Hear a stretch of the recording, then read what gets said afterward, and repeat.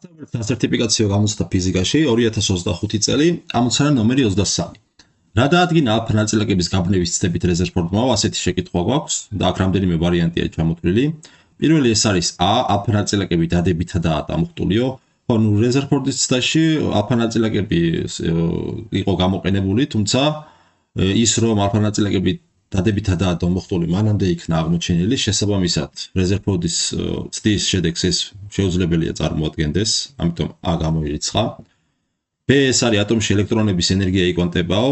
ხო, ატომში ელექტრონების ენერგიის დაკვანტვა უკვე უშუალოდ რეზერფორდის ცდებისა და შემდეგ ატომის რეზერფორდისეული მოდელის შემოთავაზების შემდეგ, რომელიც ვერცხნიდა ატომის სტაბილურობას, შემოგთავაზა ბორმა, რომ ატომში ელექტრონების ენერგია იკვანტებაო, ამიტომ ეს უკვე შემდგომი გაგრძელება არის ისტორიის, შესაბამისად რეზერფორდის ცდას ეს არ დაუდგენია.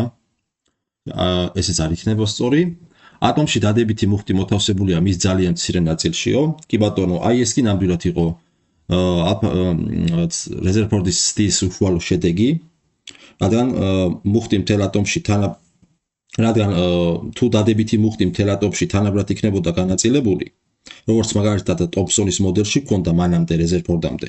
მაშინ ალფა ნაწილაკები მხოლოდ მცირედ გადაუხვევდნენ, თუმცა რეზერფორდის ექსპერიმენტმა აჩვენა, რომ გარკვეული ალფა ნაწილაკები კი არ უხვევდნენ, პირიქით ბრუნდებოდნენ კიდეც უკან, ამით რეზერფორდმა დაასკვნა ის, რომ ატომში დადებითი მუხტი მოთავსებულია მის ძალიან მცირე ნაწილში, ხოლო ელექტრონები, ისევე როგორც პლანეტები, მზის გარშემო მოძრაობენ, აგრეთვე ელექტრონები მოძრაობენ ატომის გარშემო, ну, თუმცა რომელიც როგორც ავთქვით წეგან, ეს მოდელიც არ აღმოჩნდა მთლიანად სწორი, რადგანაც თანამედროვე ფიზიკით და კვანტური მექანიკის შემოსვლის შემდეგ, რადგანაც ატომის და რა თქმა უნდა ელექტრონის ზომები იმდენად მცირე არის, რომ კვანტური ეფექტები გვაქვს, შესაბამისად ელექტრონის მოძრაობაზე და ზოგადად რაიმე ტრაექტორიაზე მოძრაობაზე საუბარი ზედმეტი არის, თუმცა იმ დროისთვის საკმაოდ დიდ რევოლუციას წარმოადგენდა იმ გაგებით, რომ სათავე დაუდო და წარამძღვარი იყო, შემდეგ უკვე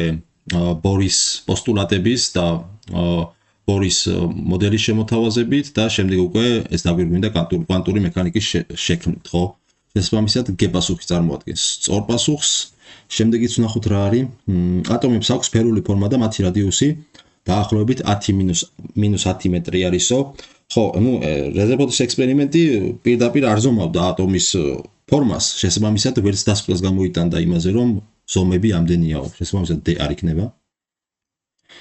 და შემდეგი ვნახოთ E ატომში ელექტრონების იმპულსის დაკვანტვა, იკვანტება. ხო, ეს უკვე შემდგომში მოხდა კვანტური მექანიკის შემოსვლის შემდეგ. შესაბამისად იმპულსის მომენტის დაკვანტვას საერთოდ არ განიხილავდა რეზერფორდი, რადგან მაგ დროს უკვე ეს ფენომენი და კვანტური მექანიკა საერთოდ შექმნილიც არ იყო. ამიტომ პასუხი E-ს გამოგვერიცხა და დაგვჭა G.